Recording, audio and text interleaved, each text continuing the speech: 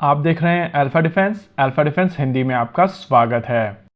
आमतौर पर जब बीवीआर मिसाइल सिस्टम्स की बात की जाती है तो आप रशियन साइड में R-77 को देखते हैं और अमेरिकन साइड में AIM-120C को देखते हैं। Over the period of time इन्हीं मिसाइल सिस्टम्स के अलग अलग वेरिएंट बनाए गए हैं जो पूरी की पूरी स्पेक्ट्रम को एड्रेस कर सकते हैं, और क्योंकि ये मिसाइल सिस्टम बैकवर्ड कंपैटिबल होती हैं, इस वजह से एयरक्राफ्ट के साथ में इनको इंटीग्रेट करना काफी आसान होता है।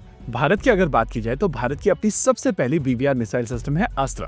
पब्लिकली अवेलेबल इंफॉर्मेशन के हिसाब से अस्त्र मिसाइल सिस्टम के 3 वेरिएंट बनाए जा रहे हैं, अस्त्र मार्क 1, अस्त्र मार्क 2 और अस्त्र मार्क 3। जहां अस्त्र मार्क 2 की रेंज 120 किलोमीटर के आसपास की है, वहीं पर अस्त्र मार्क 2 में 2 पल्सेस का प्रयोग किया जाएगा और इस मिसाइल सिस्टम की रेंज 160 किलोमीटर से ज्यादा की होगी। अस्त्र मार्क 3 की अगर बात की जाए तो इसमें solid fuel ducted ramjet propulsion system का प्रयोग किया जाएगा और ये मिसाइल सिस्टम 300 किलोमीटर से ज्यादा दूरी पर अपने टारगेट को मारने में सक्षम होगी। सॉलिड फ्यूल डक्टेड रैमजेट के जो टेस्ट अभी तक हुए हैं उसके हिसाब से इस रैमजेट का बर्निंग टाइम मीटियोर से ज्यादा है। अब अगर आप बर्न टाइम को कंसीडर करते हुए चीजों को एक्सट्रापोलेट करेंगे तो आपको समझ में आएगा कि ऑन पेपर इस मिसाइल सिस्टम की रेंज मीटियोर से ज्यादा होनी चाहिए। इन तीनों मिसाइल सिस्टम्स का प्रोपल्शन सिस्टम कम्प्लीटली डिफरेंट है। हालांकि इनिशियल प्लान के हिसाब से इन सभी मिसाइल सिस्टम के ऊपर सेम सीकर का प्रयोग होना था, लेकिन अब उसमें कुछ चेंजेस नजर आ रहा है। देखिए, बेसलाइन अस्त्र मिसाइल सिस्टम के ऊपर एक ऐसा सीकर का प्रयोग किया जाता है जिसमें गैलियम आर्सेनाइड टेक्नोलॉजी का प्रयोग किया जाता है, और ये सीकर डीआरडीओ की लैब RCI ने डिजाइन किया है, जो अब फुल स्विंग प्रोडक्शन में जा चुका है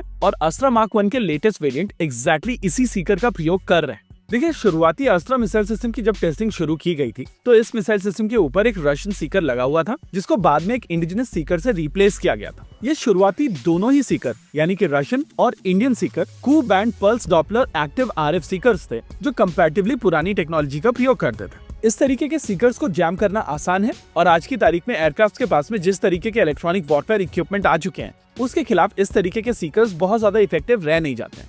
ये वो मोमेंट था जब डीआरडीओ की तरफ से अस्त्र बीवीआर मिसाइल सिस्टम के सीकर को फर्दर इंप्रूव किया गया और एक एक्टिव इलेक्ट्रॉनिकली स्कैंड सीकर को डिजाइन किया गया, जो इस समय इस मिसाइल सिस्टम के लेटेस्ट वेरिएंट्स में यूज किया जाता है। इस बात में कोई दो राय नहीं है कि एक ऐसा सीकर पल्स डॉपलर की तुलना में ज्यादा बेहतर सीकर होता है, लेकिन ये सीकर गैलियम आर्सेनाइड टेक्नोलॉजी का प्रयोग करता था और अब जब भारत गैलियम नाइट्राइड को भी मास्टर कर रहा है तो यहाँ पर एक अपॉर्चुनिटी बनती है कि भारत नेक्स्ट जनरेशन वेरिएंट्स बनाए। इंटरेस्टिंग चीज ये है कि डीआरडीओ की तरफ से अस्त्र मिसाइल सिस्टम के लिए नेक्स्ट जनरेशन सीकर बनाया जा रहा है और ये next generation Sikar gallium nitride technology का प्रयोग करेगा, जिसके बेनिफिट्स के बारे में हम लोग तब बात करेंगे जब इसके सोर्स के बारे में आपको समझ में आ जाएगा। मिनिस्ट्री ऑफ डिफेंस की ईयरली रिपोर्ट निकल कर आई है जिसमें आमतौर पर डिफेंस से रिलेटेड चीजों के बारे में डिटेल्स दी जाती हैं और इसी रिपोर्ट में मेंशन किया गया है कि नेक्स्ट जनरेशन सीकर के लिए डीआरडीओ की तरफ से फ्रंट एंड चिप्स बना ली गई हैं और ये चिप्स यूजर को डेमोस्ट्रेट भी की जा चुकी हैं। लेकिन इंटरेस्टिंग चीज यहाँ पर है डेट। बात हो रही है साल 2022 की।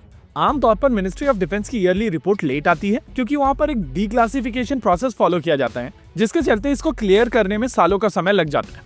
अब साल 2025 के अक्टूबर में हम लोगों को साल 2023 की रिपोर्ट मिली है और इस रिपोर्ट में मेंशन किया गया है कि अस्त्र बीवीआर मिसाइल सिस्टम के लिए नेक्स्ट जनरेशन सीकर बनाया जा रहा है, जिसकी फ्रंट एंड चिप्स ऑलरेडी बनकर तैयार हैं और डीआरडीओ की लैब RCI को साल 2023 में डिलीवर कर दी गई थी। अगर साल 2023 में ये चिप्स डिलीवर कर दी गई तो इसके बेसिस में सीकर बनने में बहुत ज्यादा समय नहीं लगेगा, लेकिन अगर हम लोग अज्यूम कर लेते हैं कि 2 साल भी लगे हैं तो भी पहला सीकर बनकर अभी तैयार होना चाहिए। ऐसे में अगर ये नेक्स्ट जनरेशन सीकर आने वाले समय में बनकर पूरी तरीके से तैयार हो जाएगा तो आपको सडनली अस्त्र बीवीआर मिसाइल सिस्टम की 6 वेरिएंट दिखाई देंगी, जिसमें इस इंप्रूव्ड सीकर का प्रयोग किया जाएगा। और क्योंकि gallium nitride based Sikar comparatively compact होते हैं और हल्के होते हैं, इस वजह से मिसाइल सिस्टम छोटी हो सकती है या उसके ऊपर ज्यादा फ्यूल की स्पेस हो सकती है। इन शॉर्ट कहा जा सकता है कि आने वाले समय में अस्त्र फैमिली में 6 मिसाइल सिस्टम्स हो सकती हैं, जिसमें बेसलाइन मार्क 1, 2 और 3 होंगी और इस नए सीकर के साथ में more advance mark 1A, mark 2A और मार्क 3A होंगी। इसी के साथ आज के इस वीडियो में रखते हैं केवल इतना ही। वीडियो को अंत तक देखने के लिए धन्यवाद। देखते रहिए अल्फा डिफेंस। जय हिंद।